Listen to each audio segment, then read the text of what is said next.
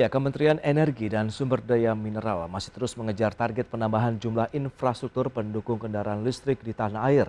Dan di tahun 2023 ini, Kementerian SDM menargetkan 1.030 stasiun pengisian kendaraan listrik umum terpasang di seluruh daerah.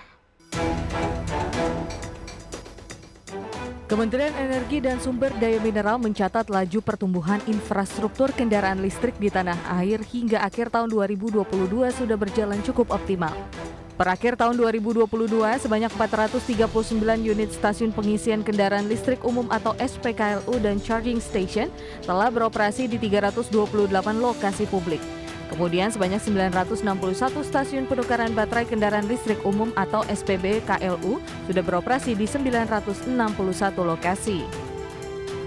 Kementerian Energi dan Sumber Daya Mineral menargetkan jumlah stasiun pengisian kendaraan listrik umum atau SPKLU di tanah air sebanyak 1.030 unit yang tersebar di seluruh wilayah Indonesia.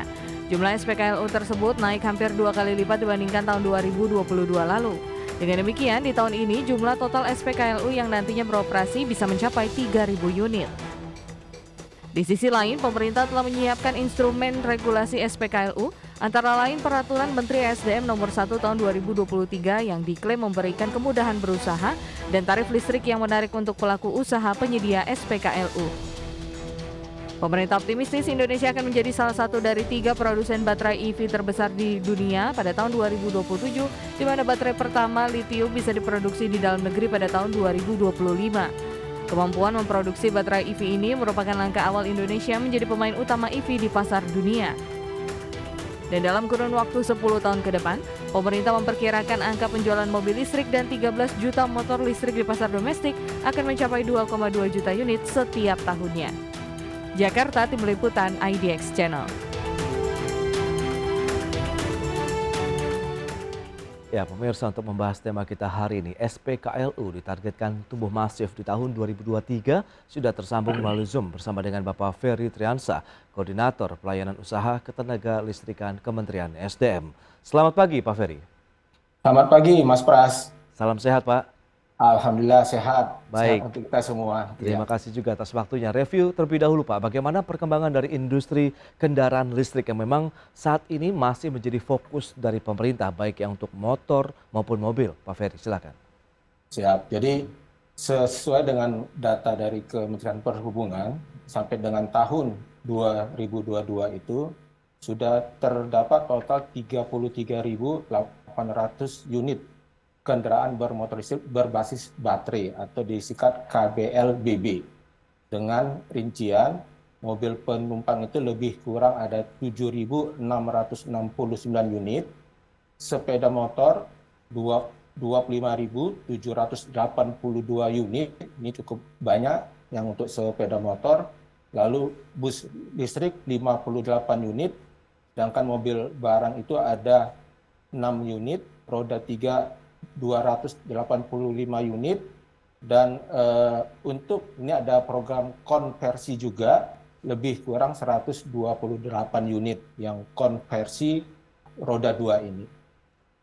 Baik, berarti memang sudah banyak ya kita lihat populasi kendaraan listrik di Indonesia, baik motor maupun mobil sendiri. Kalau kita lihat pemicunya sendiri, triggernya dipicu seperti apa ini, Pak Ferry? Apakah memang infrastrukturnya ataupun ekosistemnya sudah tersediakah atau memang daya beli masyarakat yang sudah membaik? Ya, jadi memang salah satunya tentu biaya operasional itu lebih hemat daripada kendaraan yang berbahan bakar minyak. Oke. Namun di satu sisi memang juga kita dari sisi pemerintah juga menyiapkan SPKLU dan SPBKLU agar minat masyarakat ini juga dapat diimbangi dengan chargingnya atau tukar baterainya. Jadi lebih memberikan kenyamanan kepada masyarakat agar menghilangkan kekhawatiran saya mau ngecas di mana sih gitu.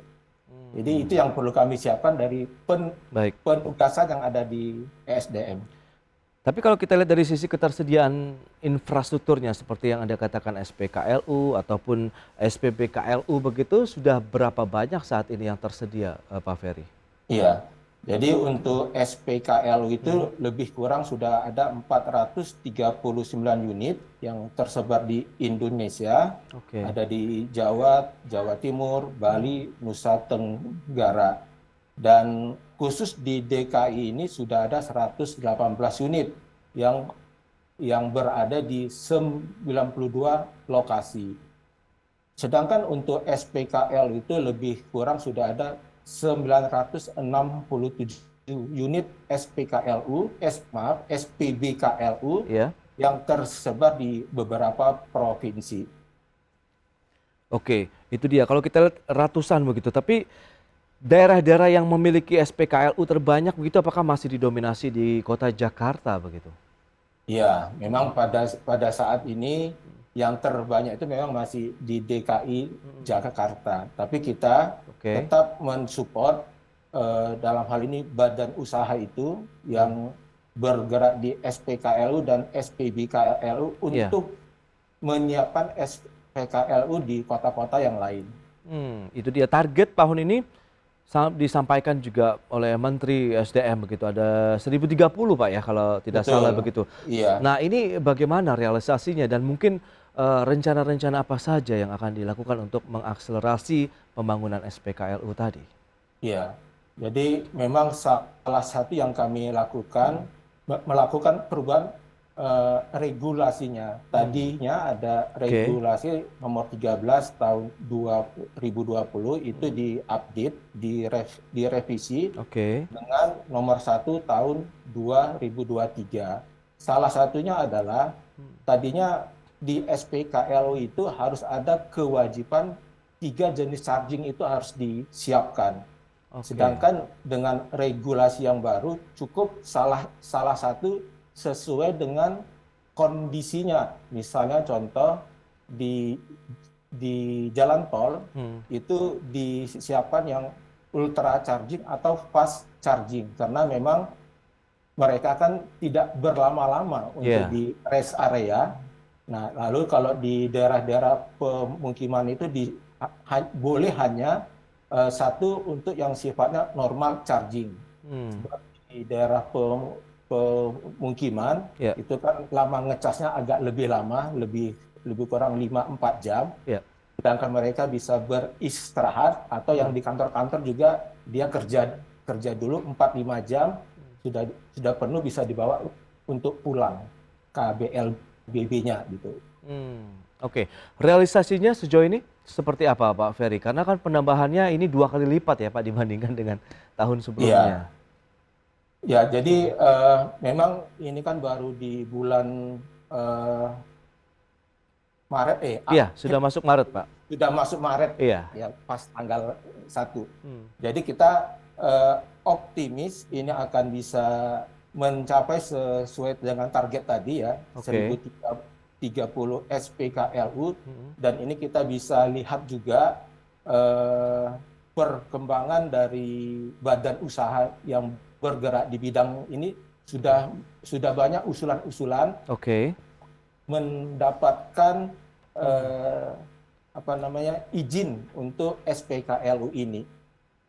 Oke, nah kalau bicara mengenai SPKLU karena kaitannya dengan pertumbuhan yang masif di tahun ini ya Pak Ferry, apakah juga keterlibatan dari perusahaan swasta juga diberikan kemudahan dan persyaratannya apa saja sih Pak kira-kira yang bisa disampaikan begitu? Baik, jadi memang di dalam peraturan presiden itu penugasan pertama sekali itu kepada PLN. Namun dibuka juga badan usaha lain. Badan usaha lain ini yang sudah berjalan itu seperti Pertamina, di SPBU-nya sudah ada juga SPKLU-nya. Dan juga PT Shell juga sudah membuka SPKLU. Lalu juga ada beberapa badan usaha swasta lainnya. Dan persyaratannya itu adalah bahwa dia itu memang harus membeli listriknya dari PLN. Sebab sifatnya adalah retailer, jadi dia beli dan dia jual. Dan sedangkan tadi ya dari sisi aspek legalitas ya tentu harus ada izinnya sebagai skema kita untuk melakukan pembinaan dan pengawasan. Itu pada saat ini total badan usaha itu lebih kurang sudah ada 12 badan usaha yang bergerak di SPKLU ini. Oke, nah kalau kita lihat dengan kondisi yang ada tadi penambahan jumlah kendaraan bermotor yang juga trennya naik terus begitu, apakah seiring juga dengan nanti tren dari penambahan infrastrukturnya SPKLU maupun SPBKLU begitu? Dan berikut ini kami sampaikan informasi terkini terkait dengan peristiwa yang terjadi di Direktorat Jenderal Pajak Kementerian Keuangan di mana Rafael Alun Trisambodo, ex pejabat Ditjen Pajak Kementerian Keuangan telah tiba di kantor Komisi Pemberantasan Korupsi KPK untuk menjalani proses klarifikasi terkait dengan harta kekayaan yang dianggap tidak wajar. Ya, harta kekayaan Rafael Alun yang berjumlah 56 miliar rupiah menjadi sorotan publik setelah anaknya Mario Dandi Satrio terlibat dalam dugaan kasus penganiayaan. Setelah persoalan ini muncul ke permukaan, Rafael dicopot dari jabatannya oleh Kementerian Keuangan selama dirinya mengikuti proses pemeriksaan di internal Kementerian Keuangan terkait dengan harta kekayaan yang dimiliki. Rafael sebelumnya menjabat sebagai Kepala Bagian Umum Direktorat Jenderal Pajak Kementerian Keuangan. KPK menyebutkan laporan hasil analisis atau LHA dari Pusat Pelaporan, Analisis dan Transaksi Keuangan PPATK akan dijadikan acuan dalam menelusuri aset yang dimiliki mantan pejabat Ditjen Pajak Kementerian Keuangan tersebut. Sebelumnya, PPATK menyebutkan sudah menyampaikan laporan transaksi mencurigakan dari mantan pejabat Ditjen Pajak Kementerian Keuangan Rafael Alun Trisambodo. Ketua Kelompok Humas PPATK Natsir Kongah menyebutkan jika pihaknya sudah menyampaikan laporan tersebut berarti sudah ada indikasi tindak pidana pencucian uang atau TPPU.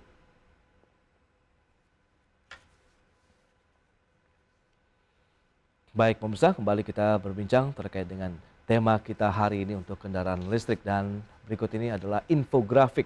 Bagaimana dengan pertumbuhan infrastruktur kendaraan listrik Indonesia di tahun 2022? Kita lihat seberapa kuat dan seberapa masifnya juga upaya pemerintah untuk menambah dan terus menambah infrastruktur untuk kendaraan listrik. Ya, kita lihat SPKLU itu ada 436 unit, kemudian charging station ada tersebar di 328 lokasi, kemudian SPBKLU 961 lokasi, sementara target tahun ini yang tadi sudah disampaikan 1030 stasiun pengisian kendaraan listrik umum. Kemudian berikutnya target subsektor ketenagalistrikan tahun 2023 ini akan seiring sejalan karena dengan masifnya pertumbuhan SPKLU maupun SPBKLU juga membutuhkan energi dan ini adalah sumber energinya. Pembangkit listrik 5.511,69 MW, kemudian jaringan transmisi ada 3.500-an kilometer, gardu induk 3.900 MV ampere, kemudian jaringan distribusi 43 ribuan kilometer dan juga gardu distribusi sekitar 3.200-an megavolt ampere. Baik. Berikutnya kita lihat payung hukum dari ekosistem kendaraan listrik yang sudah ada apa saja untuk yang mengakselerasi kendaraan listrik. Ada Perpres nomor 55 tahun 2019 tentang percepatan program kendaraan bermotor listrik berbasis baterai untuk transportasi jalan. Kemudian Permenparin nomor 36 tahun 2021 tentang kendaraan emisi karbon rendah.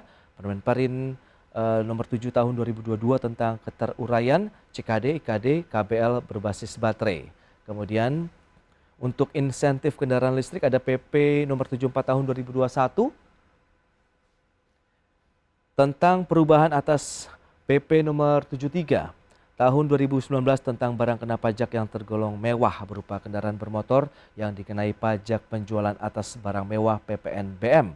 Kemudian ada pajak kendaraan bermotor, kendaraan listrik yang dibayarkan tiap tahun berbarengan dengan pengesahan STNK jauh lebih murah dibandingkan dengan kendaraan konvensional. Kemudian ada juga biaya balik nama kendaraan bermotor BBNKB yang juga semuanya ini mendapatkan insentif. Baik, kita akan lanjutkan kembali perbincangan bersama dengan Bapak Ferry Triansah.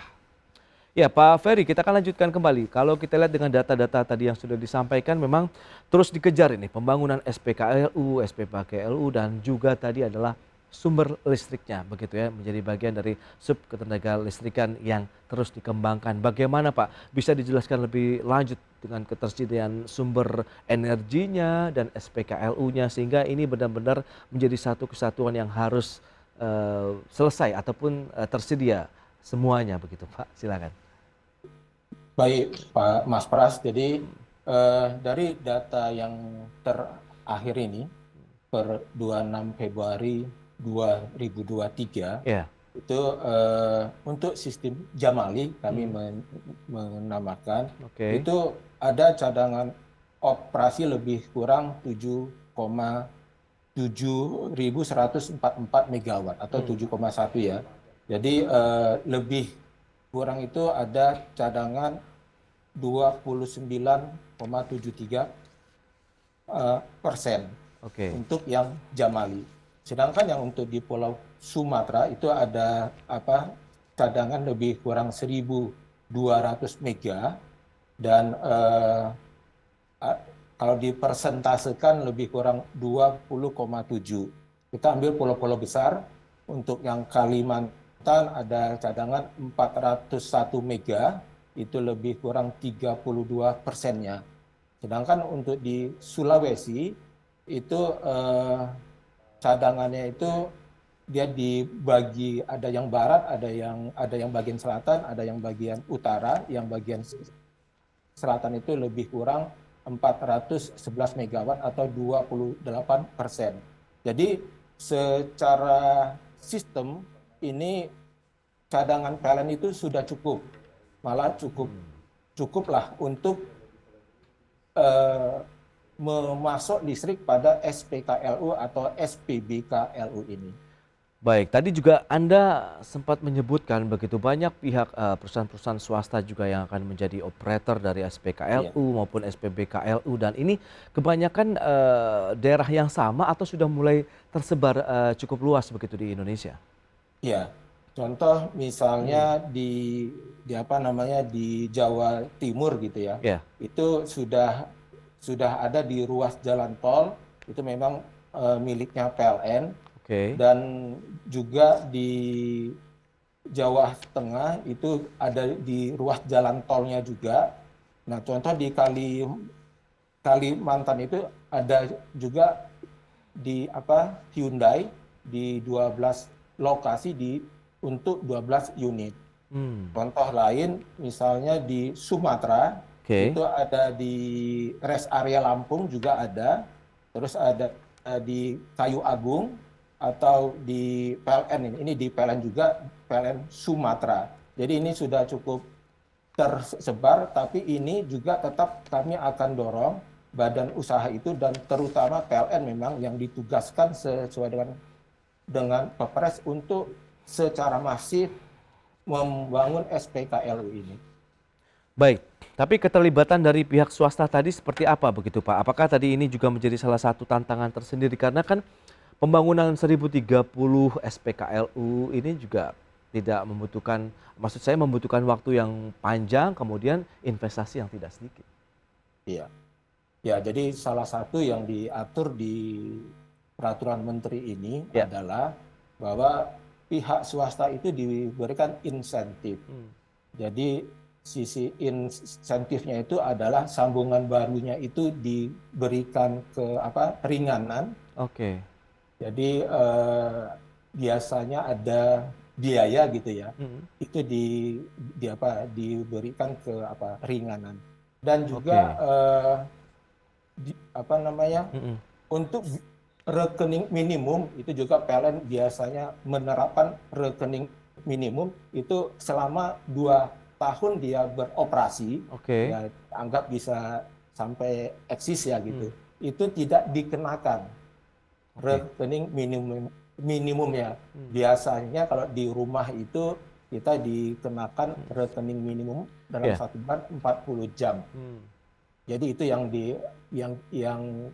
diharapkan bisa menarik pihak swasta.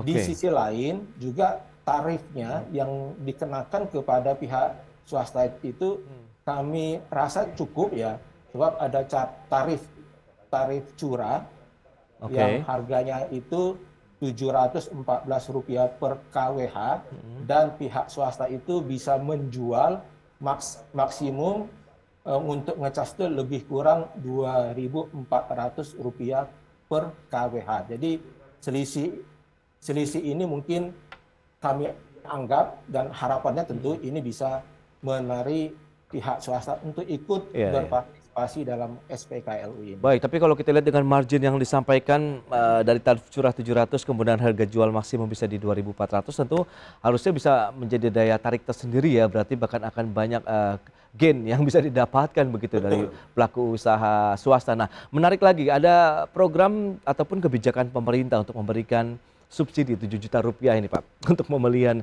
kendaraan listrik motor memang yang masih disasar, kemudian konversi juga mendapatkan jumlah yang sama. Apakah ini yang akan menjadi salah satu upaya juga yang untuk dikejar SPKLU bisa tersedia di banyak tempat? Ya Pak Ferry, kalau dilihat dengan upaya pemerintah lagi-lagi untuk mengenjot juga ini ya penggunaan kendaraan listrik di Indonesia, ada subsidi 7 juta rupiah begitu yang infonya sih di bulan Maret ini akan dirilis. Kita tunggu saja nanti begitu 7 juta rupiah untuk motor listrik dan juga konversi sekitar biaya yang sama ataupun insentif yang sama. Nah, bagaimana Anda melihat langkah pemerintah di satu sisi untuk meningkatkan penjualan ataupun penggunaan dari kendaraan listrik, di satu sisi kita juga masih terus berupaya untuk mengejar yang SPKLU untuk mobil, kemudian SPBKLU yang untuk motor ini Pak Ferry, silakan. Baik, jadi memang program yang subsidi 7 juta ini diharapkan akan menarik minat masyarakat untuk beralih dari kendaraan bermotor listrik roda 2, mohon maaf ya, yang BBM ke KBLBB ini, khusus yang roda 2. Jadi diharapkan dengan subsidi yang tepat sasaran dan sesuai dengan data dari Kementerian Perhubungan, memang pada saat ini KBLBB roda 2 itu sudah ada 25.782 unit.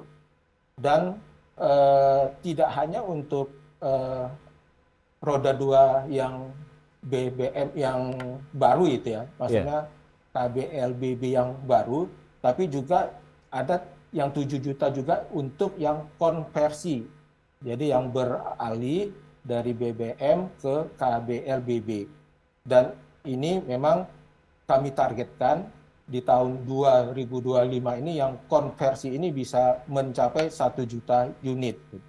Nah, kalau 1 juta unit ini kalau hitung-hitungannya ini bahwa ada penghematan bahan bakar bagi pemakai itu lebih kurang 2, juta per tahun.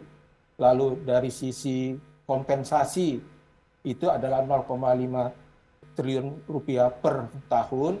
Dan tentu ada tambahan konsumsi listrik lebih kurang 0,3 terawatt hour. Lalu juga ada dari sisi pengurangan emisi dan hemat devisa itu lebih kurang 1,6 miliar.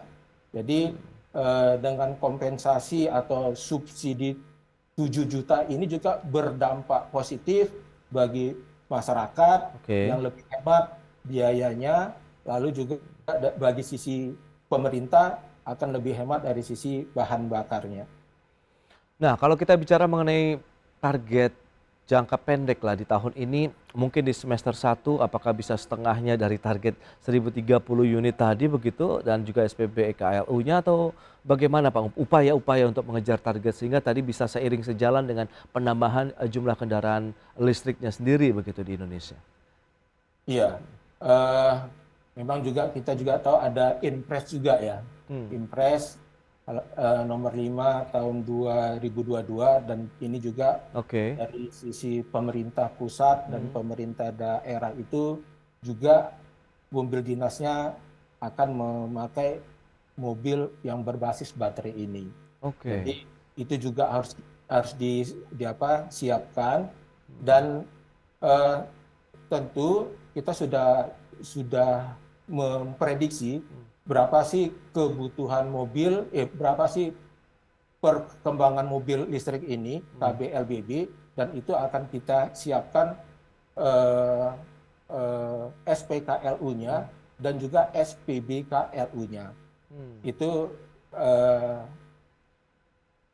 dengan mendorong juga badan usaha ini untuk ikut berpartisipasi. Ya, ya. Oke, optimisme Anda untuk melihat tahun 2023 dengan sejumlah tantangan yang juga mungkin masih mengiri begitu Pak Ferry. Seperti apa Anda melihat realisasinya nanti begitu ke depan? Ya, kalau kami tetap optimis Mas Pras, Ya. sebab ini kan dalam upaya kita juga mengurangi BBM impor. Kita memanfaatkan energi dalam negeri setempat untuk kebutuhan kita. Salah satunya adalah untuk dimanfaatkan kendaraan bermotor listrik ini. Oke, itu dia. Diharapkan tahun ini bisa segera terrealisasi sehingga masyarakat yang ingin membeli kendaraan listrik, motor maupun mobil juga akan lebih tenang dan nyaman begitu saat menggunakan kendaraan listrik mereka, tanpa khawatir mereka akan kehabisan energi begitu di tengah jalan ya. Baik, Pak Ferry, terima kasih banyak atas waktu dan sharing dan insight yang sudah disampaikan tentunya untuk pemirsa pada hari ini. Selamat melanjutkan aktivitas Anda kembali. Salam sehat Pak Ferry. Ya, makasih Mas Pras. Ya.